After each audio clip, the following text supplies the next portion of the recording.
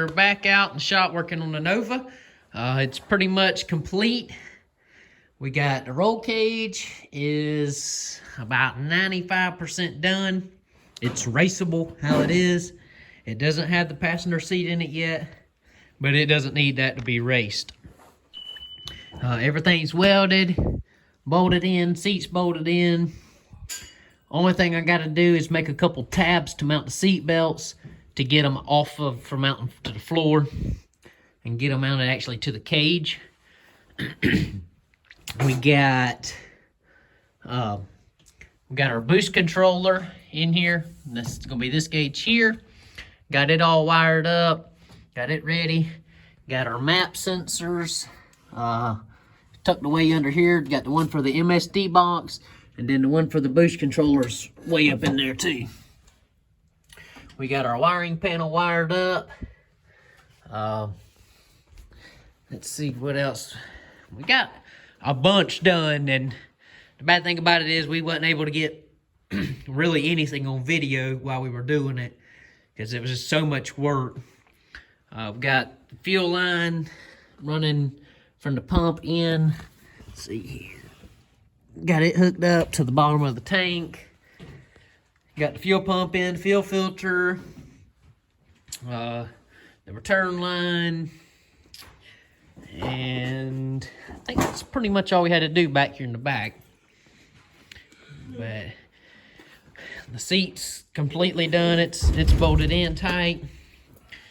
Got our fuel pressure gauge mounted and got it ran. And pretty much all the turbo stuff is about 100% complete. That we weren't able to do any filming on that because it was either we were both out here me and Dylan was both out here working on it, trying to get a bunch of stuff done, or he was at work and I was out here working on it, and just a lot of stuff. And some of it I had to outsource. I had a buddy cut the holes in the elbows because I couldn't do it. I didn't have nothing to cut stainless. Stainless is very hard to cut. I had to have him take a plasma cutter and cut both of them on both sides. And then I had to have another buddy take the cold side piece to work and fix it because the last bottle of argon gas I got from a TIG welder, which is right there, it was bad. So I wasn't able to, it wasn't welding right. So I was able to tack it. I tacked it here on both sides to the Y piece, and it just, I knew something wasn't right, and I called him. I was like, hey, I got some problems, and he told me, he said, yeah, you got some bad gas, some bad argon gas. So I had to send it with him to work, and he welded them up around here on both sides. Welded the big pipe to the bottom pipe. I had welded this about a month ago. It doesn't look the prettiest, but I'm still learning on the TIG welding. And he welded the blow-off valves on there. And he done all that because I was in a time crunch, and because we were expecting to go racing on Saturday on the 18th, which kind of sucks because we wasn't able to. It got canceled out because it rained all day. And I was kind of hoping to, because Saturday, the 18th, was my birthday, and that was my goal, was to take it and run it on my birthday, but it didn't happen. And we're having, we had a problem with the carburetor. I just got the gas carburetor sitting on here, closing it up. I think we're actually going to fire it up here after a while on gas, after we adjust the valves and all, the rocker arms. I think we're going to flush a system with some gas and fire it up on gas, and to see how it's going to run. I can pull it up on the trans brake and, a couple pounds of boost. That's about it. It's got stock brass floats, and they won't handle the boost. They'll collapse. But we had a problem with the bowls on my other carburetor. The guy I got them from, he hadn't ran the carburetor in years, and he didn't set it up right. When he took the carburetor off, he just left alcohol in it, and it ate the bowls up and had a bunch of bad corrosion in it. So had to find some bowls or find a bowl, and it doesn't match. It's gonna be this color where the rest of it's chrome and all. So, but I mean, it'll work.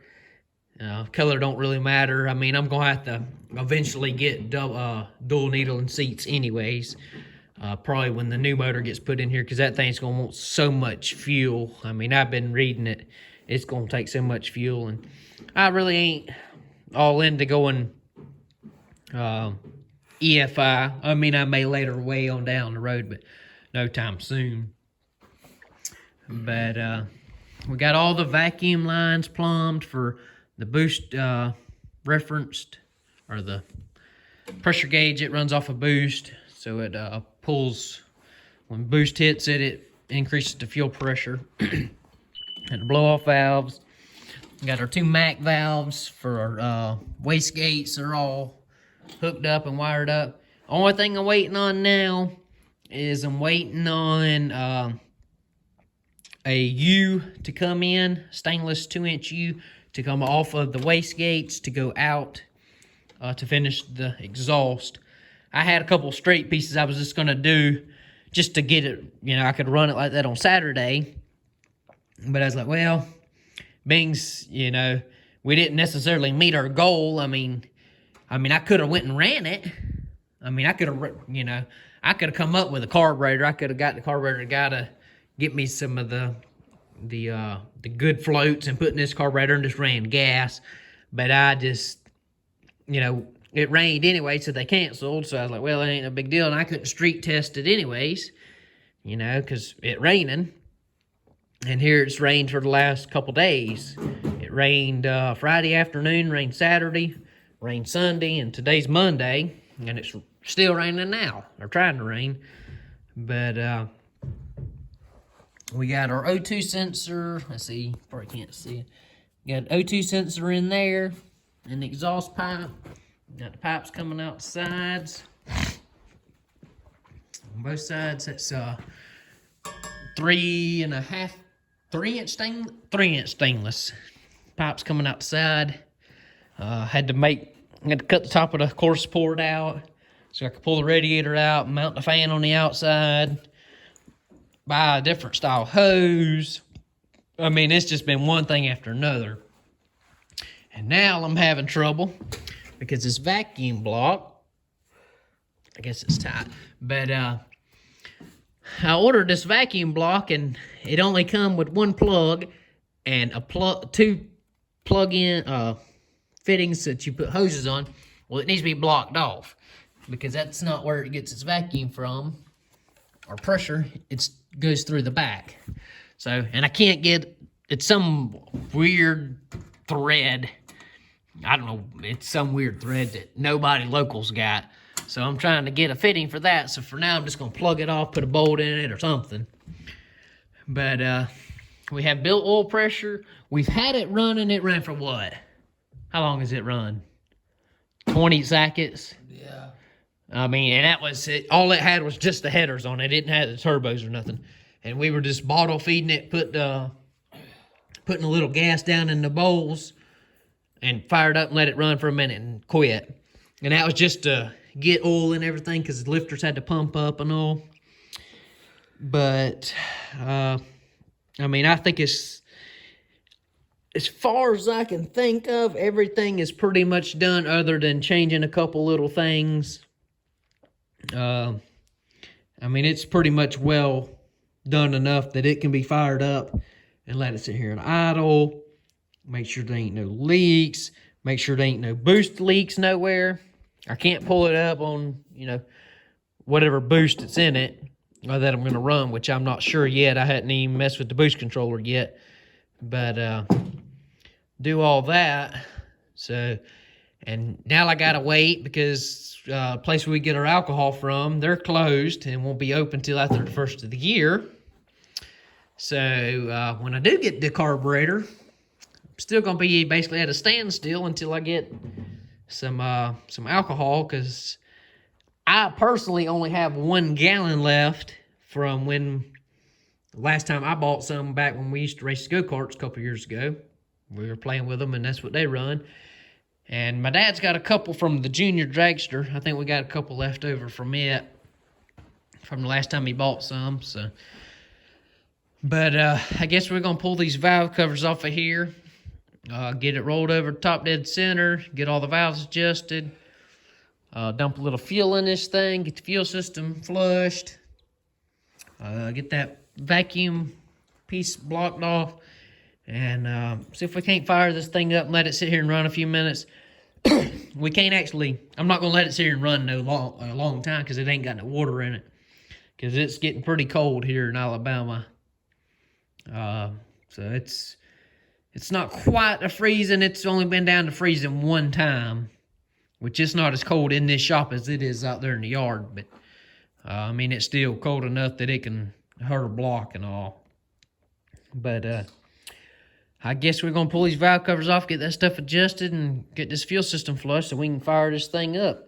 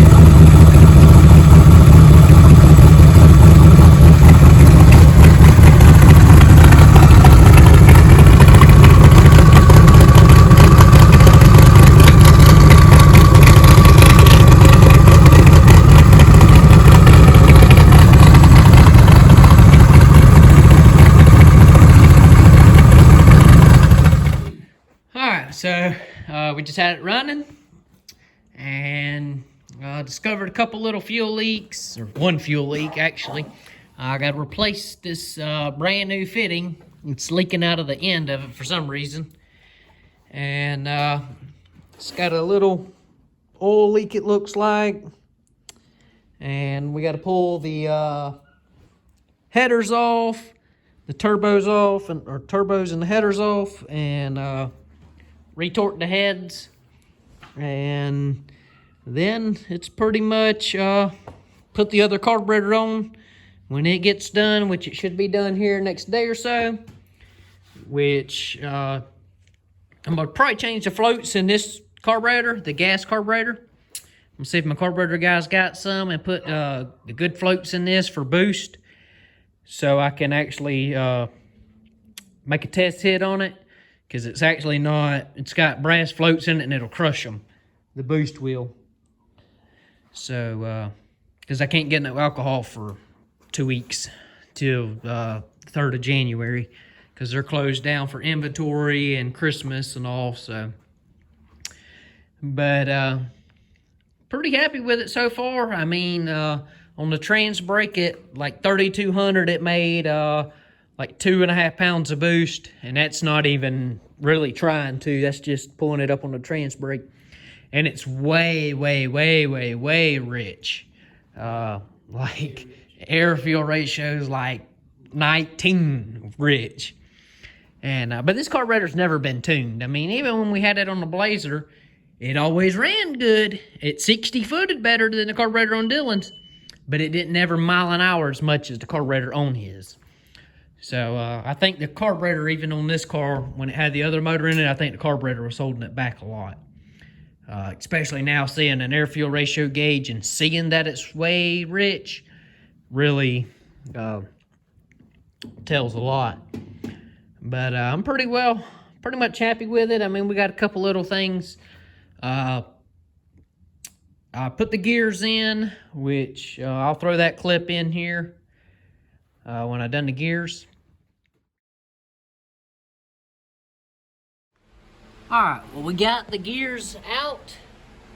Got the mini spool and all out of it. This car's only got a mini spool in it. It don't have a full spool or nothing. Got the ring and pinion out of it. This is the old gears. Got the old gear, ring gear off the chunk. Pulling these 488 gears out. And I've got a brand new set of 373s from Quick Performance. Got a sticker on here somewhere. 373s from Quick Performance for this 8.5. Already got a new bearing pressed on the pinion, so I'm gonna get the ring gear put on here.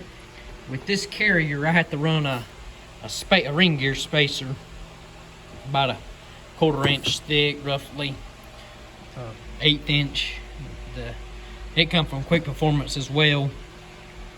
That's because this chunk ain't for this size gear. It was, I think max was like 308 or 272s or something like that. So you have to run that spacer, and it comes with special bolts and all. I had to buy that when I got these 488s, and I had to use that on these 373s as well. But I'm gonna put these 373s on this chunk and get it put back together. If you need some gears, check out Quick Performance. They got a really good price on gears, and they're very good quality. And normally don't take long to get them, depending on what you got and how far it's got to go. So check out Quick Performance when you need gears or rear ends or axles, any rear end parts. We don't have subframe connectors yet. We're going to probably put them in before we take it to the track. And I got to cut some metal to mount my seat belts, and a couple of little odds and ends. I had to pull the fuel cell out because it wasn't getting no fuel, and come to find out, it's got a spot on the top of the regulator for a bypass valve or something, and this pump don't have it. So you have to pull it out and for air. I don't know. It's a bunch of mess. It was a whole gas spill we had in here last night. We found every rust hole in the back of this car last night, because I think about like Niagara Falls, bro. yeah, about 3 gallons went on the ground. So thank God we don't have concrete yet. But no, we had 3 buckets under there, and that wasn't doing it no justice. But so far, I mean, I think it's gonna make a lot more power than the other motor it had in here, just because of the turbos. And I mean, I'm happy with it. Got to get the grill on it and get my bumper on it. I built a fiberglass bumper for it, stock style. It's just a fiberglass bumper. I gotta do a little tweaking to it. It's right here. It's still fiberglass color. I do clean a couple little spots up on it, and then get it painted and get it put on here. And hopefully, if everything goes right, be a video out here a couple days, probably day after Christmas or so, because I think that'd be the next nicest day here. Be on like Christmas Day or so, maybe the day after or something. Might be able to take this thing up the road and see what it does, get a little content of that. That's the whole plan, because it's been down for a while, so I'm sure I'm gonna have to go over a bunch of things and check it and all that. But we had the rear end apart and all, changed the gears, got some 373s in it. I don't know how they're gonna do with this 358, because they're actually for the 400 that's going in it. So it probably ain't gonna mile an hour as much as it's probably gonna mile an hour still, but I know it's gonna hurt the 60 foot a little bit. So I'm probably gonna have to bring the boost in a little quicker, I guess. I'm not sure yet. I gotta learn this boost controller. I mean, it's weird, crazy. It's got all kind of stuff in it. But I appreciate y'all watching, and y'all stay tuned for more videos to come. And y'all comment and let us know what y'all think. Thank y'all for watching.